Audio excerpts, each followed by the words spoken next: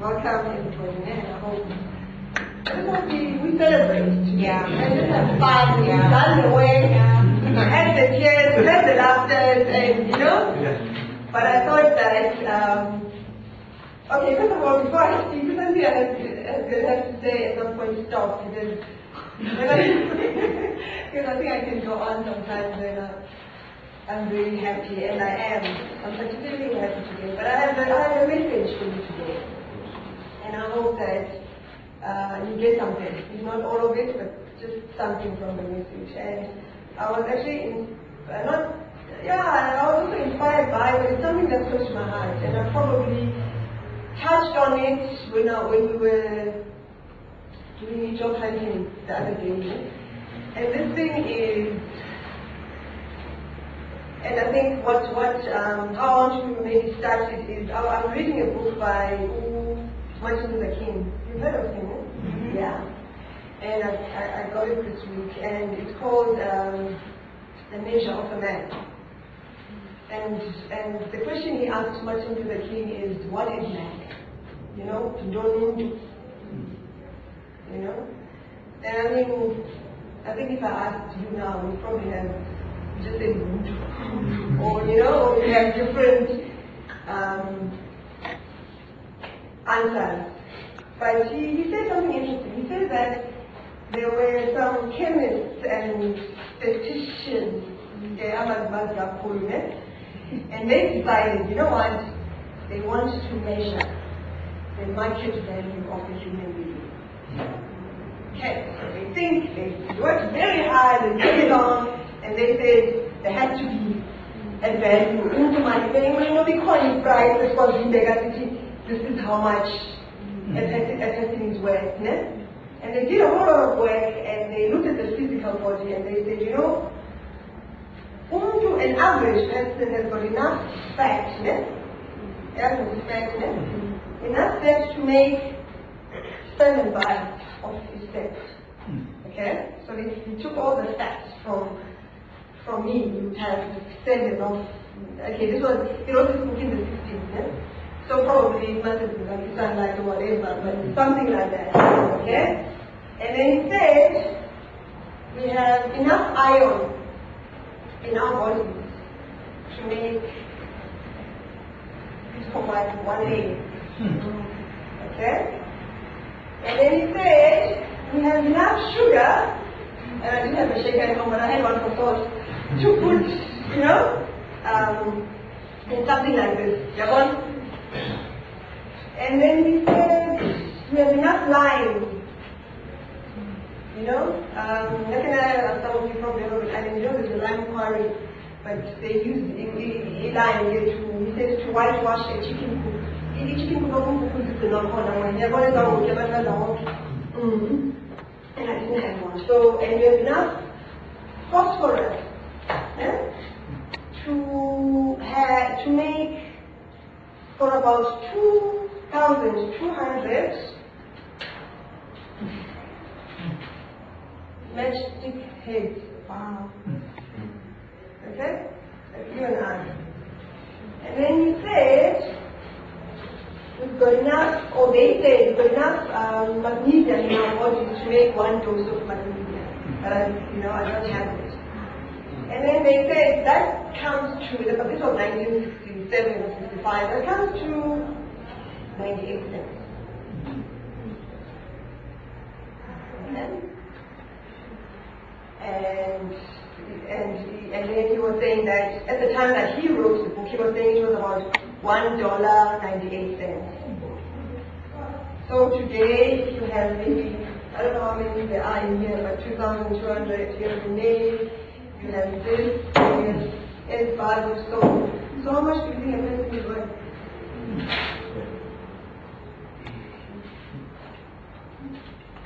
I don't know, I'm asking. You know? And he was saying that's what they were saying, you know?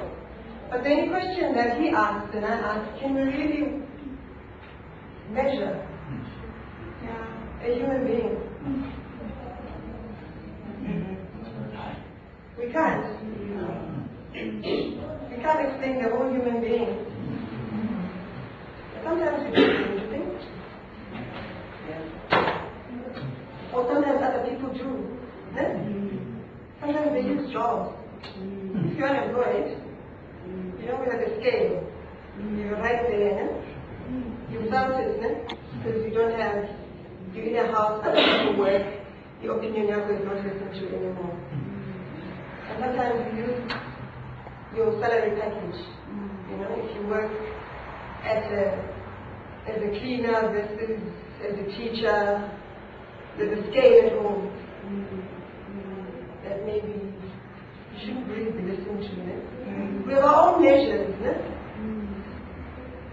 You might look at surprise and say, well, they said 98 cents, but is it really that different from what we do to each other, or what other people do to us?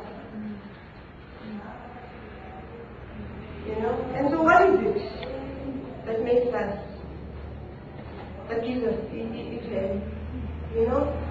There has to be more. It's not just the physical, because the physical body produces all those things. So there has to be more, isn't it? I mean, we've got minds, we've got a will, but there's also the spirit. And I think, for me, the beauty of it is that God says in Genesis that He's created all of us in His image. You know? All of us, not some of us. And He even says man and woman, so there's not even a difference between men and women, but all of us. And that makes us work. Because we know He's a loving God. And so He created in His image with the capacity to love. And He created in His image with the capacity to forgive. And there's power, because it's a power of God. So all of those things that are intrinsically in us, let's call, but somewhere along the line, somebody has told us what our market value is. And we start to believe it. Because all of us, not all of us at the time who said, I think you're great. You know, I think you're a beautiful person, you're talented, you know, you are worth something, you're special to me. Some of us have never even had that. And so we base our words based on them. And probably one of the saddest things is that people think this is just a book with the rules of what you can't do. But actually, it's a book that tells you who you are. And gives you your real value in terms of the human being that says, you know what, you're created in my image, I love you. You know? So, you've learned a lot here, and some of it you're going to forget, you know, until something reminds you and whatever. But if there's one thing, I just want you to remember who you are. You know, that we all actually are the same. We're all created in His image. We all have value and worth. And when somebody says you're not good enough, you know, or you're not beautiful enough, you're not smart enough, maybe that's what they wanted from you, not what you were created for. And so for them or for that situation. But don't forget who you are. And we're on a journey, and I like to think of us as we all come into this life.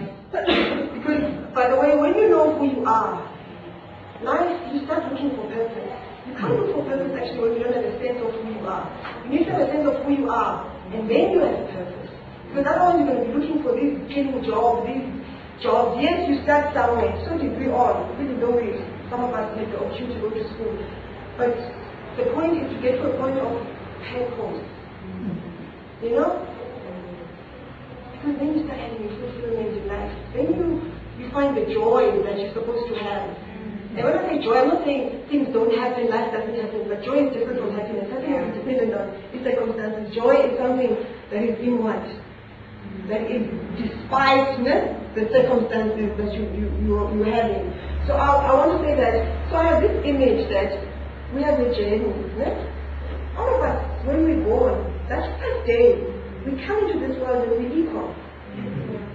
Okay? I want to see life as, that some of us, and you know the journey, we need to have, we need to be, so the first course for the journey, But unfortunately, not all of us have the same when we start this journey in this life. No? And in this journey, we're all supposed to have a parent who loves us. But some of us don't get that. You know? Or some parents abuse us, some parents ignore us, some parents reject us even before we're born. So if our state is not as heavy as it should be. And that parent is supposed to be supporting you, telling you how beautiful you are, and how precious you are, and how worthy you are, isn't it? And sometimes they don't do that. Because sometimes they're also broken. And then if I get up, you don't actually... So you're already starting off from...